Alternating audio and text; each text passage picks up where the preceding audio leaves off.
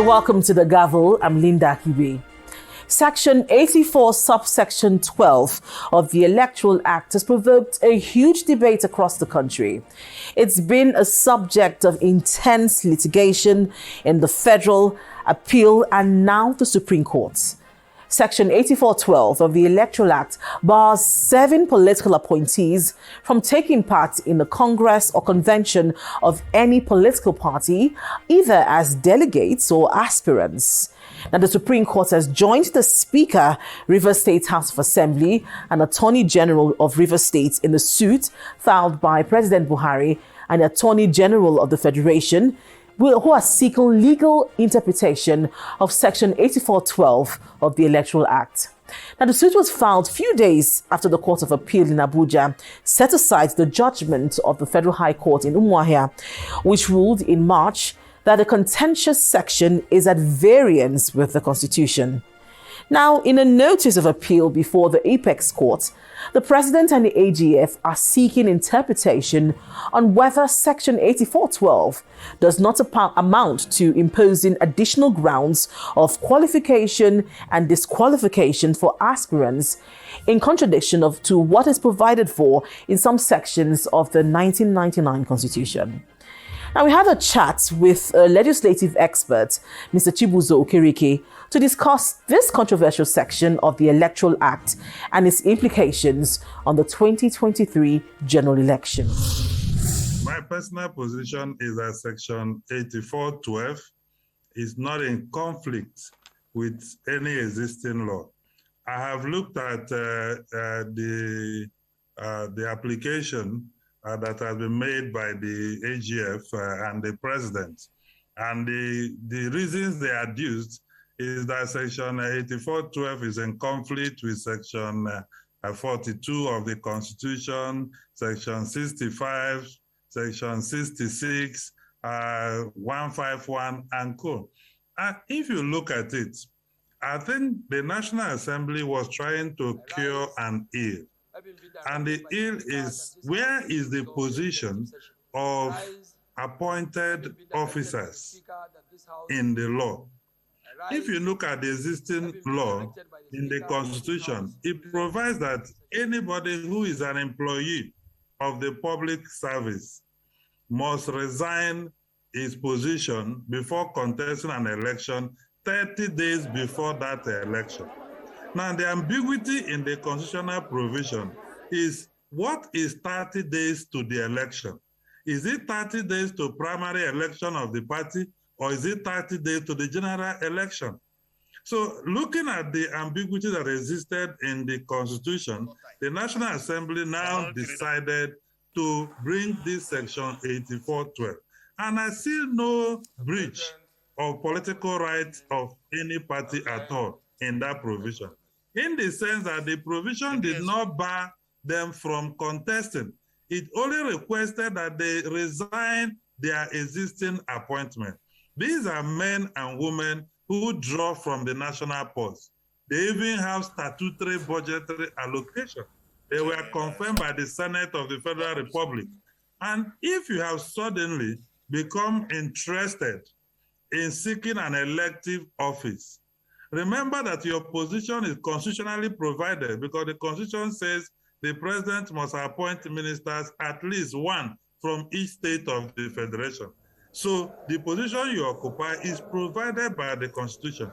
If you are now seeking a higher responsibility that is requiring you to now go and seek elective office, it is only proper, it is only just, it's only right that you resign your existing appointment. I mean, you saw the drama that happened when the President says all those seeking election should resign their appointment and go and seek for the office.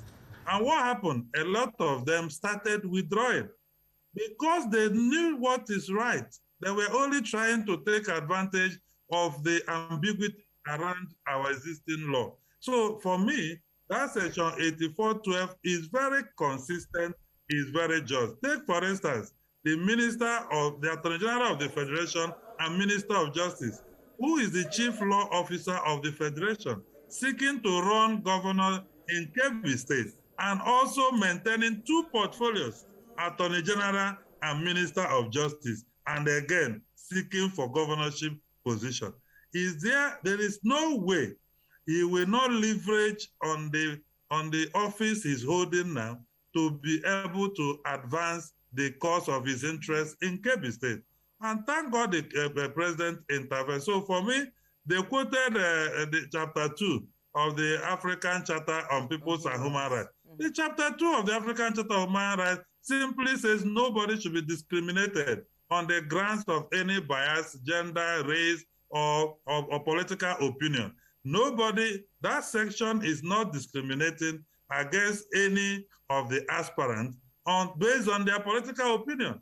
The provision simply says resign if you are interested in seeking a political office. And Mr. Chibuzo, also in the case before the Supreme Court, which, the Supreme Court has actually, extended the hearing to postponed the hearing to the 26th of this month. The plaintiffs, that's the president and the AGF, are contending that the Constitution already specifies, the processes, qualification, already provides qualification and disqualification of the president, vice president, and even the appointees of government. It's already spelled out in the Constitution. That is the question I raised earlier. The Constitution says 30 days before the election.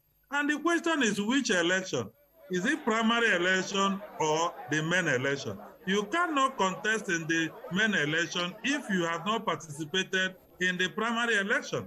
So if you look at it, legally speaking, the Constitution must be referring to the primary election of the party, because that is the election that qualifies you for the main election. So it is only proper and just that you resign before the primary election of your party, not that you hold a political office as an appointee and you participate in the primaries and continue until 30 days before the main election. So there is need to amend the constitutional provision, but I know that the Electoral Act has only come in to cure the ill, associated with that particular ambiguity with the constitutional provision, because the Constitution did not specify which election you should resign 30 days to. Is it the primary election of your party? If you look at the appeal court, even though it nullifies the controversial, the judgment from the Federal High Court, the judge noted that that section of the Electoral Act is actually discriminatory.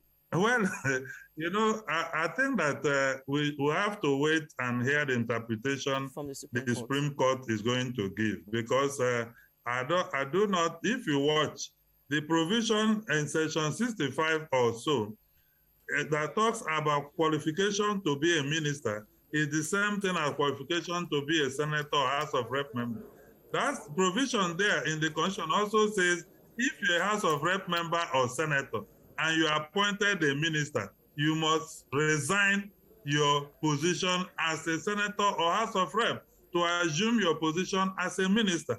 So there is no, in interpreting that provision, we cannot construe it to mean that the Constitution has given undue advantage for people to leverage, outside the moral bankruptcy burden that brings on the office holder. Before the National Assembly went on break to allow members participate in the primaries and conventions, at the last minute, the Senate and the House of Representatives again amended the Electoral Act. Specifically, it was Section 84(8), which allows statutory delegates, to vote in congresses and conventions.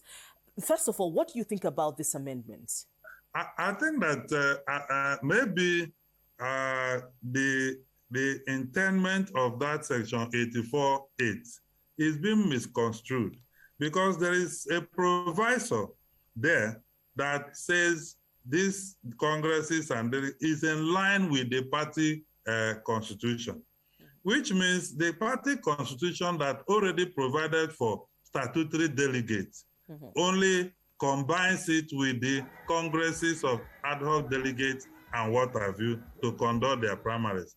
But the last minute rush to go and amend it came from argument that it was not expressed, that provision seemed to have barred statutory delegates from participating in which was what caused confusion during APC National Convention to elect the National Working Committee. If you watch, many of the ministers did not vote, and because they were confused as to what that provision have actually made. So, but it is important that we maintain both statutory delegates and ad hoc delegates, because before now, the working committees of the party that emerged as statutory delegates were elected through the congresses of various parties.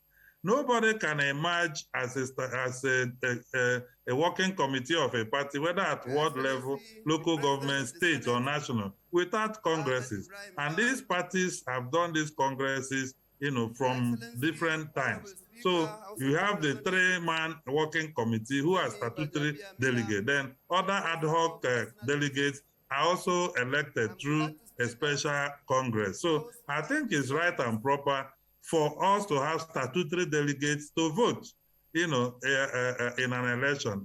Yeah. Now we've seen recently the minority caucus in the House of Representatives. There was a press statement released from them saying that they are worried that President Buhari hasn't signed this new amendment on the Section 84(8), and he has to do it to avoid an imminent crisis in political parties. Yeah, I think that we're going to have some challenges, but we must know that these are internal. For instance, Party A cannot go and challenge the processes Party B used, because it had to be somebody that has local standing within the Party B, who maybe has contested in that election and lost, who could make argument that he or she was disenfranchised as a result of conflict and instability in the electoral management law, or framework. But by and large, I think the parties require a lot of reform. The Department of Organizing, or what they call the National Organizing Officer of the parties, must do more than organizing sale of forms and receiving forms. There is a lot of work that the Office of the National Organizing Officer needs to do, and that is making sure that the party is properly organized from national to the local level. And they're not supposed to be rushing anything if we have done what we are supposed to do. The amendment of the 1999 Constitution is still ongoing. It has been concluded in the National Assembly and sent to states. Do you think that this process will be completed before the expiration of the Ninth Assembly and even signed or declined by the President before the expiration of the Ninth Assembly, seeing the time frame? It's at the states, we still have to come back, states will have to still vote, and we'll come back to the National Assembly. Do you think this can be done? For the Electoral Act amendment? For the 1999 Constitution. Okay, the Constitution, yes. Amendment. Well, politics is central in our jurisdiction. I think that I don't see the Ninth Assembly where everybody is making efforts to go and gain back their position. I can tell you that commitment to constitutional amendment will definitely drop. More so when the executive did not even send any single executive bill to that effect. So, we need a robust political leadership. We also need the civil society and citizens to continue to push that this is the things we're interested in. I tell you, how many of the presidential candidates we show on channel television every day mentioned anything about the constitutional amendment or any aspect of it is interested in? And we must generate issue-based campaign to ensure that we are putting pressure on government to give the people what they want. If we don't make the amendment of the Constitution or renewal of the Constitution an issue in this campaign, so that it's what, the way they talk about security, they're also talking about governance, architecture, and the ground norm. The National Assembly recently amended the Terrorism Prevention Act 2013. The proposed legislation is intended to provide measures for the detection, prevention, and prohibition of terrorism in the country, as well as outlaw the payment and collection of ransom by abductors for the release of victims. We interviewed a lawyer, Mr. Aja A. Aja, and a security consultant, Mr. Kevin Fineface, to understand certain sections of the legislation, particularly issues around payment of ransom for the release of kidnapped victims. I think that the act is a little bit restrictive in its scope. Why? Because if you look at the interpretation section, which actually is a very key section of any law, it limits terrorist acts to acts that promote ideology in respect of race, in respect of religion, in respect of tribe, so on and so forth.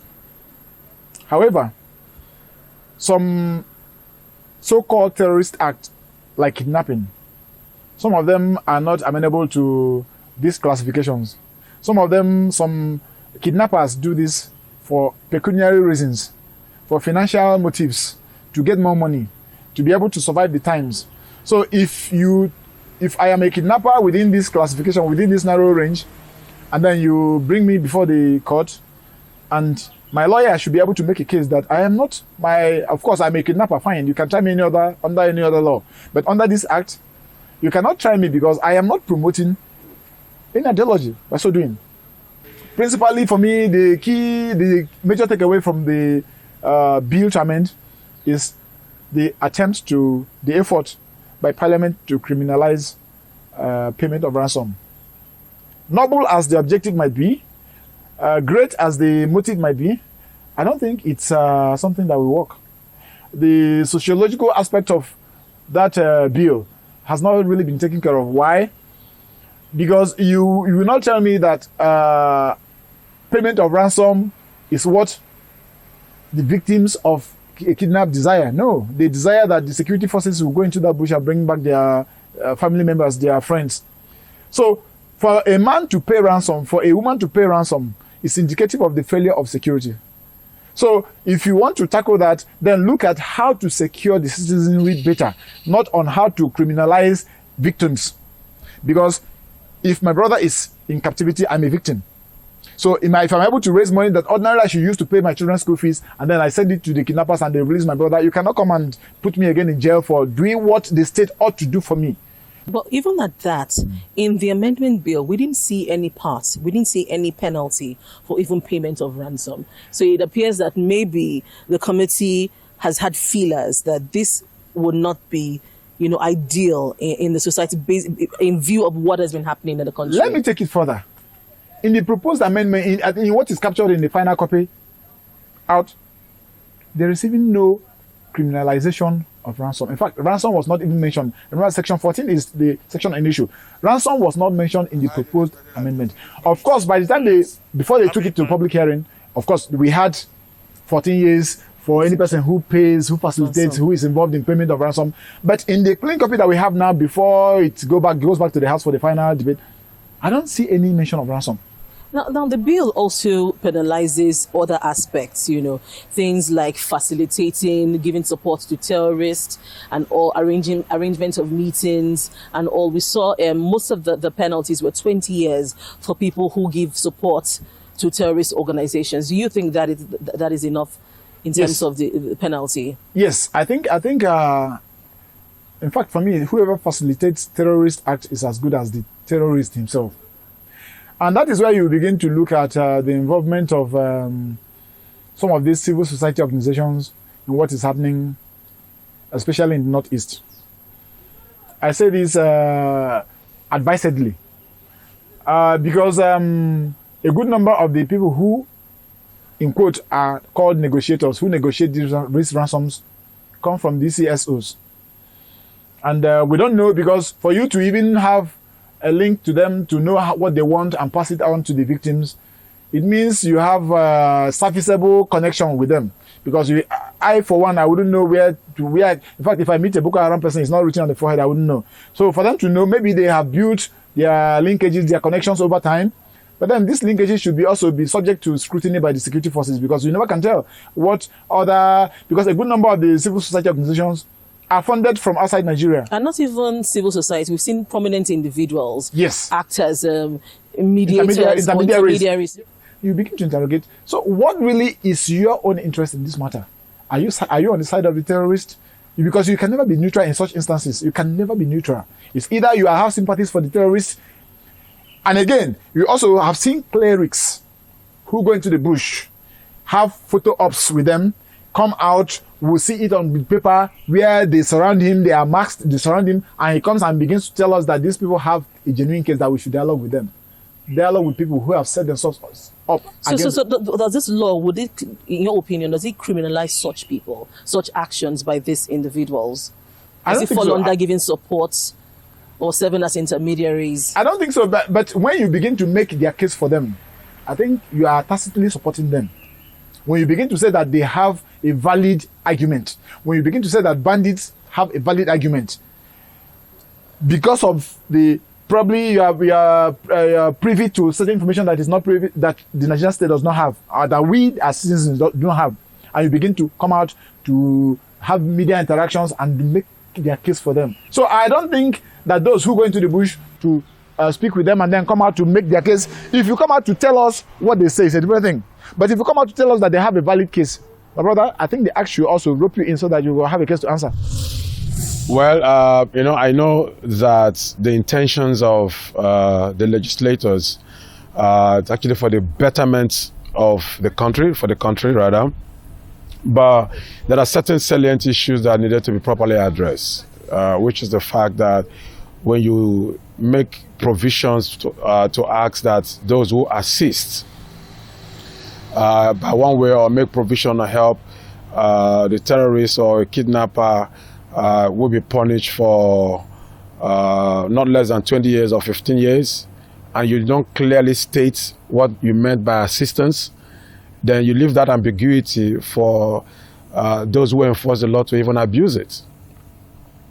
What are the provisions you're making to ensure that lives and property are, not only just safeguarded but also secured, so as to come up with a law that will deny people the ability to pay ransom?